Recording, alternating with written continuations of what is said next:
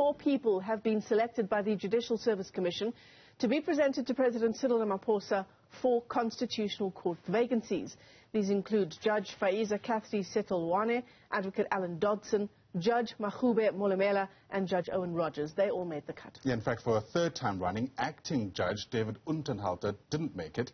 Section 174 of the Constitution actually says the JSC must present the President with 3 names more than the number of vacancies in the apex court.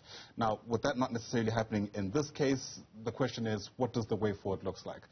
Malungelo Booi has our report. Senior counsel and Judge Alan Dodson was one of the first candidates to face members of the Judicial Service Commission. I come from a background from my earliest times as a lawyer of finding racial discrimination and gender discrimination an abomination. And the work that I do in the Constitutional Court, were I to be appointed, would reflect that and would contribute to addressing racial discrimination where it continues to exist and gender discrimination where it continues to exist. There was also the fascinating question on customary law.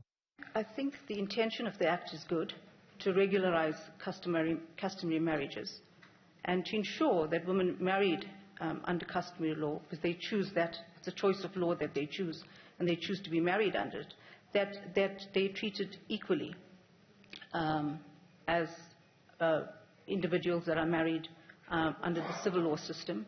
But there were also moments like this one.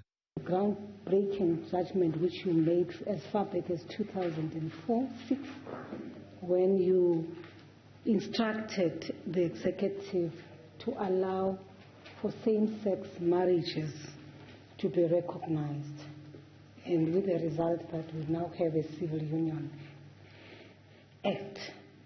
I'm the minister who directed to do that. And I can assure you it was one of the most traumatic at the time experiences to have to effect that. Reason being that at the time you took that kind of decision when it was not fashionable for South Africans to even mention or even talk about the LGBTQI community. The capture of the judiciary was also in the mix.